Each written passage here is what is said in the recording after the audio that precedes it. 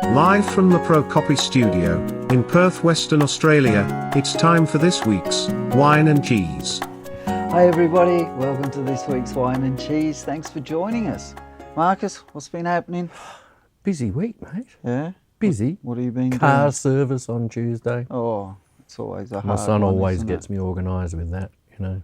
And I heard you went out drinking Had a bit of a celebration with a catch an friend Uber that's going. home. Yeah. and had a really bad hangover. I didn't. Well, the hangover might. I don't know if I had a hangover.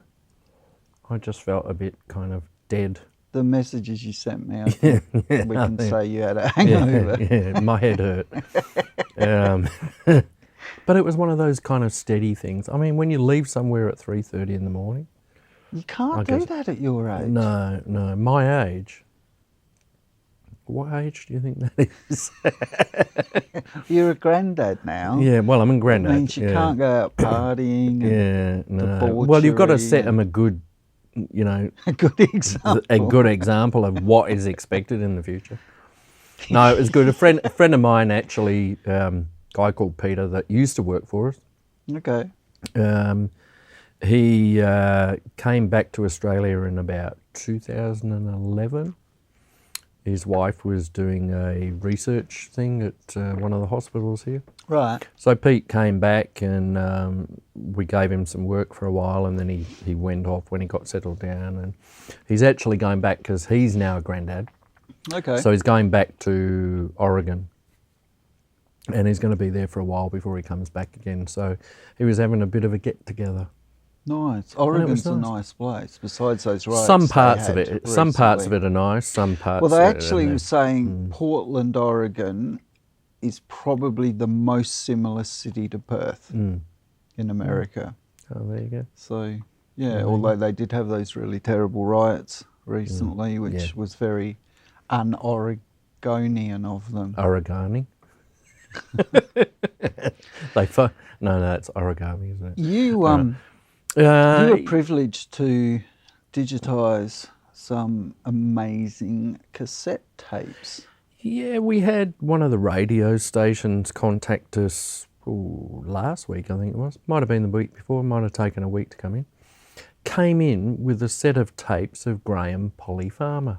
Who is the freeway guy with the Well, tunnel? yeah, the he's a Northbridge tunnel. yeah. Before that, he was a rather famous footballer, though. Okay, I didn't Yeah, really well, no, know you that because I'm not yes. from Perth. No, you're not. Well, he played for Geelong and a couple of other places, so he was, Okay. as well.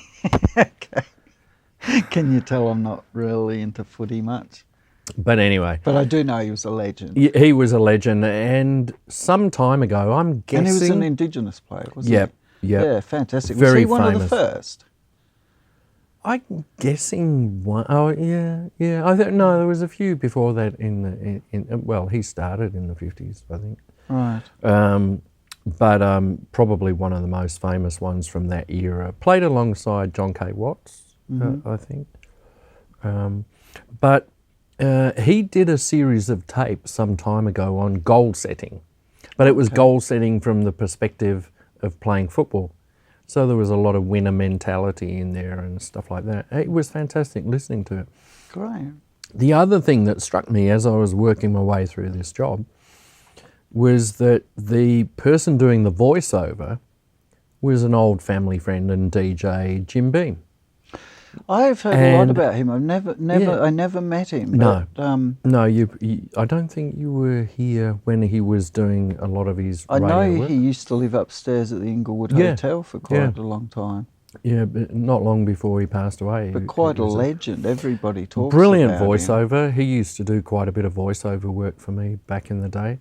He worked at 6IX. I think he worked at 6PM as well. One of those fantastic voices. Like, Jim, come in and do a voiceover for me. And it was just spot on every time. So it was beautiful listening to that. The way he talks through this program, because Graham Farmer does some of the voiceover, but the majority of the program was talked from kind of third person perspective. You know? Very good. So I guess it might end up on the radio at some point in the not too distant future. Okay. But it's So always keep an good, eye. isn't it, to digitise this stuff and archive it Yeah. before it's lost. Yeah. I mean, you were saying you had a tape come in that basically the oxide had just dropped Yeah. off the tape as Yeah. soon as you touched it. Yeah. And this is the thing, that people think this stuff's going to last forever, and it's just not. No. How much did you say was in the state archives that needs digitising? There is around about, in audio terms, there's about 65 years of Crikey. work to do. That's what they're Crikey. estimating. And has anyone Fair pulled amount of their finger video out and and- said, we better do this now before Well, it you know, perishes? it's an ongoing thing. And Well, it's something we've talked about, isn't it? With the profile and other things that we do. Is Australia too young as a country to appreciate its history? And are we leaving things too late? And one day, in 50 or 100 years' time, our grandkids are going to say, what about such and such? And it's gone. Yeah. It's not there. I mean, we've had instances where we've gone to TV stations to get footage of things that you would expect were sitting there. Things like the Wildcats when they won the grand finals in the 90s. You know, we did a program about that, and you couldn't locate any of the original footage. Well, remember, I mean, that's not that far back Exactly. in history. do you remember when Johnny Young was on the profile, and he said that it was policy at Channel 10 at that time to tape over the Channel 1-inch 10, tapes. yeah.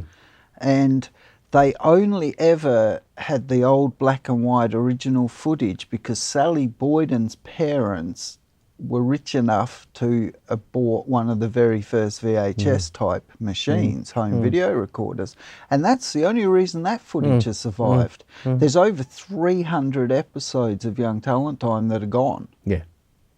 And that's really sad. It's sad from the perspective of the people that were performing on it. David's been working on some stuff over the last couple of weeks, bands that performed, and luckily somebody did some footage of them, 25 years ago or something like that, and they've been able to dig it up and find it. But, as you get a little bit older, you want to look back on some of these things. Exactly.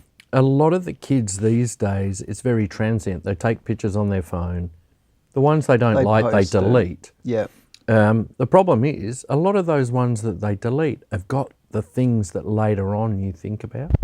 And they also, they rely too much on these social media platforms to be around forever. Yeah. And they're not going to be. And then when places like YouTube and Instagram start inflicting really crazy censorship stuff, I mean, a couple of years ago, YouTube went through and deleted every video that wasn't the official narrative on any subject. And that's gone now. And there's people that put hundreds of hours into these podcasts and putting these videos together, and it's all gone.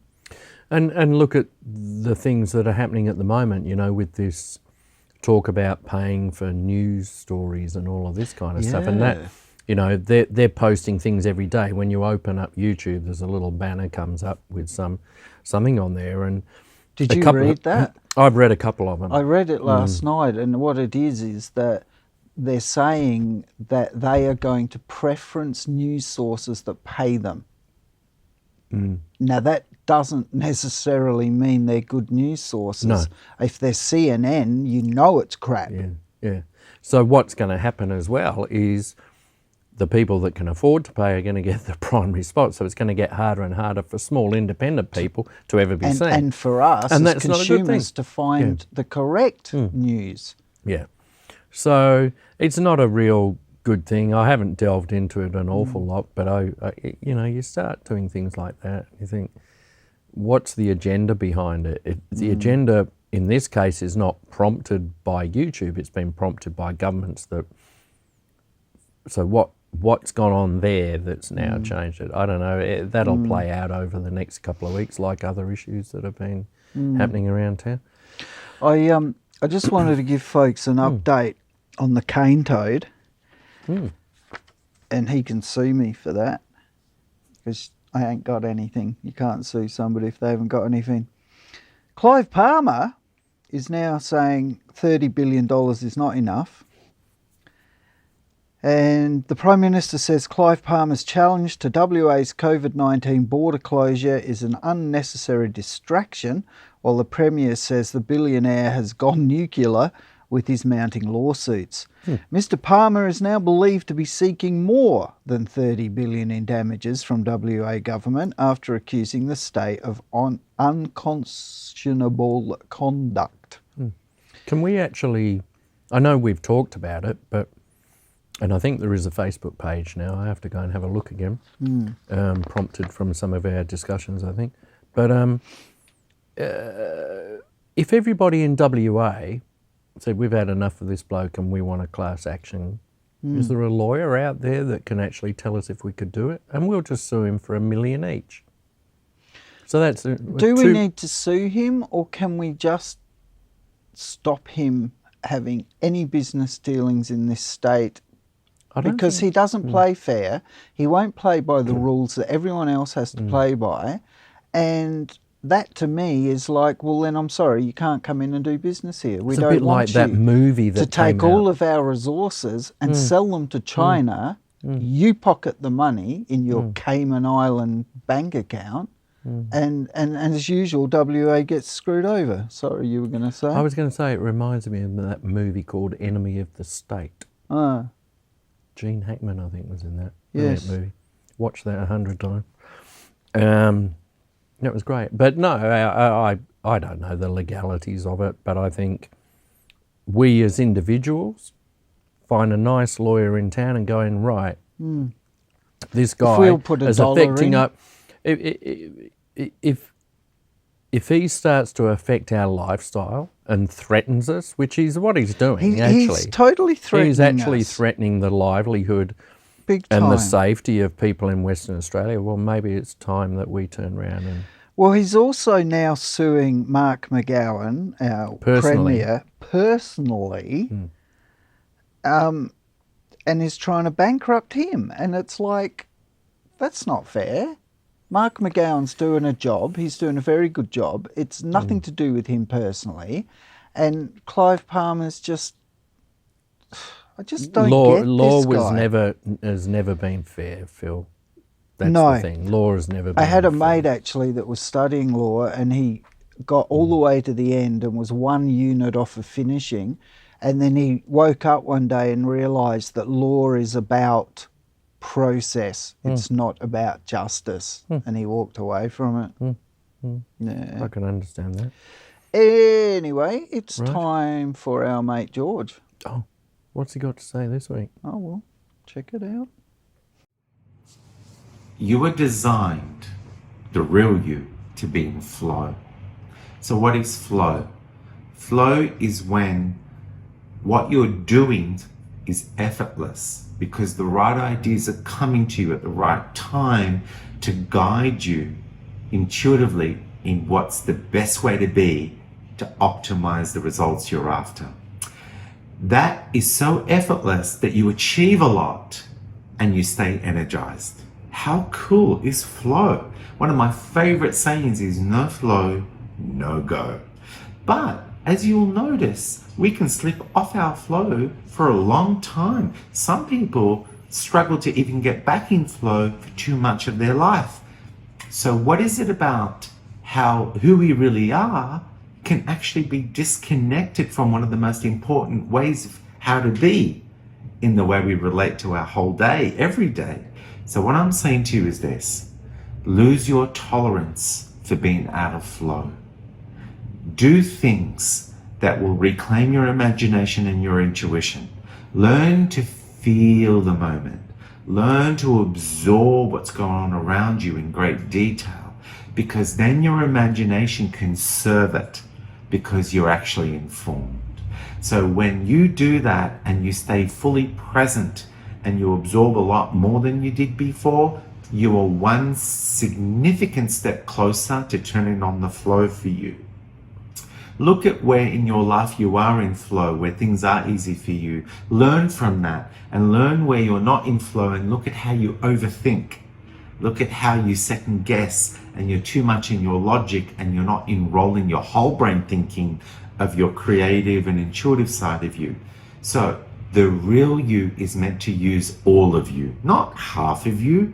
So start to embrace and be the work in progress to develop that part of you to reclaim the real you, which is to be in flow with everything that you do. So some great gigs coming up. Quick Great reminder. to see it happening. Oh yeah, great. Quick reminder. Saturday evening, Darren night. Reed's gig, A Little Help for Our Friends, at the Astor. We'll be there. We're going to go So if you're going to be there, say hello. from a distance. Yeah, from a distance. and looking forward to seeing that. Yeah. Later in the evening. And who's with Darren on that one? Wax, Steel Rex, Airbag, Felix, and Darren Reed and the Soul City Crew. Fantastic. I watched Darren on doing his live cross on Facebook today with his glasses on. Gee, he's an elegant looking bloke. Oh, mate, he's smooth. He's good on you, Darren. And then later in the evening, we might be heading down to the Civic. We are definitely heading to the Civic. It's Jamie not a might. Page, Donna Green Dark with Universe. Dark Universe. Can't wait. So yeah, Can't looking wait. forward That's to going to a be bit of really awesome. Rock and roll. So get down there, folks. Yeah, Saturday night. If you're not into the rock and stuff, Jazz at the Ellington. Okay. Libby Hammer, great performer. She'll be doing a show. She's also doing a show at Jazz Fremantle on Sunday, the 23rd, which is Pink Mancini. Now, she did that What's back that? at Fringe Festival. It was a sellout show at Fringe. Very entertaining show for those that like the music of Mancini and stuff like that. Oh, okay. Yeah. So is it sort of jazz, Yeah, like yeah. Cleo Lane, or more big band? No, smaller show. Right. Smaller show. RTR FM. Many, many moons ago, Phil, I actually worked prior to becoming a RTR FM at 6UVS FM, which was the uni radio down at UWA. Okay. I was on there on air on a Monday night there. As an announcer? Yeah. Really? Cool. Mum and Dad had a record shop. It was very handy. Yeah. Yeah, I know who we can get to do it. So they're completing their radiothon this weekend. The 23rd is the last date for that. Fantastic local radio station. They need a lot of support. Go there, subscribe or donate. Yeah, They need them our out. help to keep doing this kind of stuff. Yeah. And we need a bit of local occasionally. So We do. RTR is really important. You've got a couple of gigs there, Phil? Well, it is really important because, you know, yet again, the station's Channel 10's cutting its news service from here, and it's all going to come from over east, which is like stupid. They tried it years ago, it didn't work, so they're doing it again. Takes a long time for them to realise. Didn't Einstein say the thing of stupidity is doing the same thing over and hoping for a different outcome? Yeah, that's it. Anyway, our good mate Phil Bartlett, good bloke, he's playing with John Butler on Sunday, November the 22nd, or I should say the 22nd of November. We're just so going American. I really hate that. Starts at 7 p.m. It's at the Waroona Showgrounds, which is Southwest Highway, Waroona. There's food trucks on site, drug and alcohol-free event, and it's the South. For more information, contact the Southwest Basketball Aboriginal Corporation and trybooking.com.au. And yeah, that'll be great for Phil. So that's up and really coming? Good. Yeah. That's up and Up and coming. I think he's got a new album Has coming he? through. Oh, fantastic. Yeah, I think he's been working on a new album, so people will be Great. able to see that perform live. I know as well that he's been performing in schools with the Magital Mourner Choir, the Oh, wow. Aboriginal choir that Delaray Morrison set up with Jo, who I can't remember her surname now, but they set this choir up. It meets in Forestfield every Monday night, and Phil goes with them into schools to teach kids some Noongar, which is It's great. important stuff. Yeah. Following Sunday, that will be the 30th, the Robbie Jones Quintet, which is Robert Jones, Rod Christian plays in that band. They're playing at Jazz Frio, which is at the Navy Club in Fremantle. Should be a fantastic show. The Navy Club's a band. really good little club. Yeah. I went there with your dad Yeah. and thoroughly enjoyed it. Always sounds good there. It's a good sized room. You can see easily. Thoroughly enjoyable afternoon. So that's interesting, but that's a bit different for Rod from what he's been doing lately. Rod's a couple of shows back. We showed Rod's Uluru. Well, the CD's finally out, folks. So you can now, from tomorrow onwards, if you go to rodchristian.com, you can buy this, and it's a fantastic. Awesome. It's an orchestral suite. I've heard you mixing it over the weeks, and it is absolutely stunning. It's really I good. hope he gets some success with this, and that it gets the recognition it deserves, because it's not easy to do this kind of stuff. Well, to compose anyway is hard, but then to do it as an orchestration is really hard. You know, it's really quite amazing. Also, this week, Wayne Green is down at the Eastshed Markets in Fremantle. Really good down there, kid-friendly, of course. Lots of ships to look at. This week, he's playing with Mark Ralph on keys and Priyam Basic on guitar. And that should be a really, really good gig too. Another thing that there? came across our shelves the other day, Toby Beard.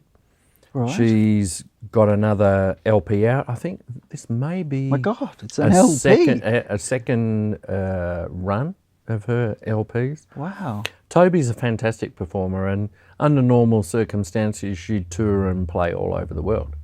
But she's locked away in Perth at the moment. She's got a gig coming up. So support Toby as well. Fantastic songs. Just brilliantly written Hold songs. the album up so people So can have a look. that's her. So And are you finding, just a great performer. I mean, this is what you guys do here at Pro Copy, and are you finding that LPs are coming back? In a small way, there's a lot of people interested about doing it, but And the problem didn't you is tell me, though, that the sound spectrum of frequencies is actually better than what CDs are? No. Potentially Okay, I it got could that be. wrong. By the time it gets to being outputted, no. Right. So there's a lot of emotion involved with vinyl and stuff like that. But if you actually A/B an original recording in the vinyl, you'll pick up the differences. Okay. At the moment, one of the most cost-effective ways of getting music out there is still CD. Right. Online stuff, you might be able to get it out easier, But you won't don't get paid You don't for get it. a return. What was the Steve Winwood thing? It was Spotify made $17 million out of Higher Love, and he got sent a check for $1,700. Yeah. And some of the things are just so disproportionate. It's not even funny, really. It is, isn't it? That's So, anyway. Bless you! Bless you!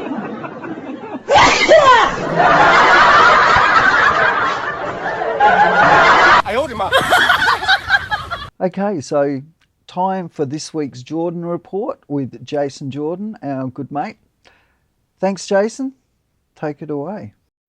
Hello, I'm Jason Jordan. The boys have graciously given me a soapbox for me to have a regular chat about the rampant stupidity that surrounds us all. As they say, if 100 is the average IQ, by definition, half the population have under average intelligence. Yet we all have an equal vote. Perhaps some sort of certificate in civics, or at least a basic understanding of how politics works in a Westminster democracy like ours would be the go. But that's a topic for another day. Today, I want to talk about the pandemic. Now, the lack of understanding and preparedness for COVID-19, plus the fast-spreading nature of the virus, has contributed to an exponential surge of cases worldwide, which has led to a global pandemic, the likes of which we haven't seen for a century. Yet despite the increasingly anxious requests from our political leaders and medical professionals for us all to continue self-distancing and quarantining, in Victoria, many are simply not complying with the stay-at-home orders. Mounting anger and frustration with the lockdown with no real end in sight, throngs of real-world and online protesters eager to get back to work claim politicians are overreaching and trampling on their rights and freedoms. And across the world, beaches are reopening, churchgoers continue to congregate, determined not to forfeit their right to assemble and worship. Conspiracy theories abound, claiming governments are gaslighting citizens, feeding them massive lies about the pandemic. Conspiracy theorists insist the lockdown will collapse financial organisations and that corrupt politicians, the World Health Organization, and savvy financiers will gain an economic monopoly and power to take over the world. And if you can believe it, security for Dr. Anthony Fauci, director of the National Institute of Allergy and Infectious Disease, has been beefed up due to death threats. While a recent study by Harvard researchers reports that social distancing might remain in effect until 2022, the message is falling on deaf ears.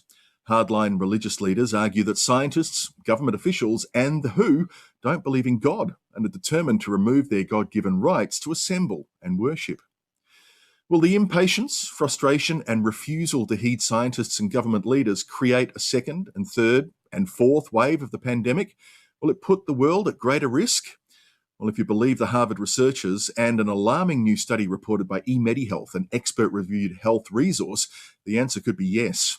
Pollfish, a market research platform, collected data between April 6 and April 14 from 5,000 adults in the United States regarding general views of the COVID-19 threat, measures taken, and precautionary practices.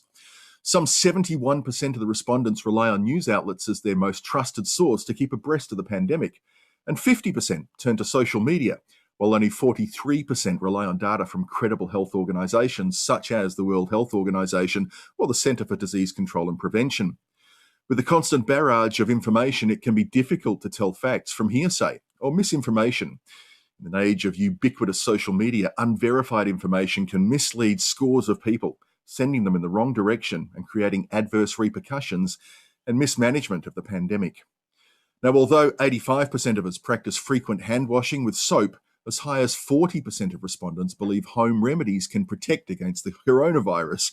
A total of, bizarrely, some 20% said they believe the flu is more dangerous than COVID-19, 26% completely overestimate the scope of antibiotics, thinking these drugs can eliminate the virus. While COVID-19 and the flu are both viral infections that affect the respiratory system, many people underestimate the severity of the coronavirus, which is more contagious and far more dangerous than the flu. They brush it off as similar to the regular flu. Now, there's no specific proven treatment for COVID-19, and there's virtually no medical interventions that eliminate the virus from your system. The lack of treatment for the virus has prompted some people to try various alternative remedies without any credible proof about their efficacy. About 35% of surveyed people said they believe they could contract the coronavirus from a pet's skin and fur. Now, it's true that animals have tested positive for COVID-19, and it's known that coronavirus can survive on the skin or fur of animals. But currently, however, there's very little evidence that the virus can be transferred from domestic pets to humans via physical contact. Nearly half of the respondents estimate that COVID-19 would have catastrophic consequences for the world, whereas most of the remaining half also view it as a major threat, but just not as extreme. A paltry 3% think of it as a minor threat, whereas 2% consider it's not a threat at all. A little fear is a good thing, especially since we know so little about the virus, and no country or person is immune from this rapidly escalating health crisis. The struggle to understand COVID-19 is still in the initial stages, and it's safe to say that it will continue to spread indefinitely. Finally, when asked how long the pandemic will last, respondents gave a split verdict. Around 38% estimate the current crisis will persist for a few more months, and an equal number believe it will continue longer and stretch out for more than the next 6 months. It's expected that the threat of infection will remain prevalent until a vaccine is discovered, and that's probably more than a year away. Some scientists believe the virus is here to stay, and it could become a recurrent seasonal ordeal just like the flu. As experts uncover more information about COVID-19, hopefully facts will eventually reign supreme over fears and misinformation.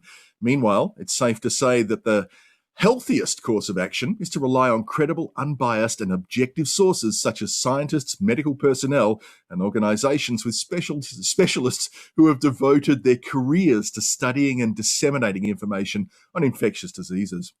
Good news comes from a recent poll showing that the majority, 58% of citizens, are concerned about moving too quickly to loosen restrictions and that the health and safety of humanity is at stake.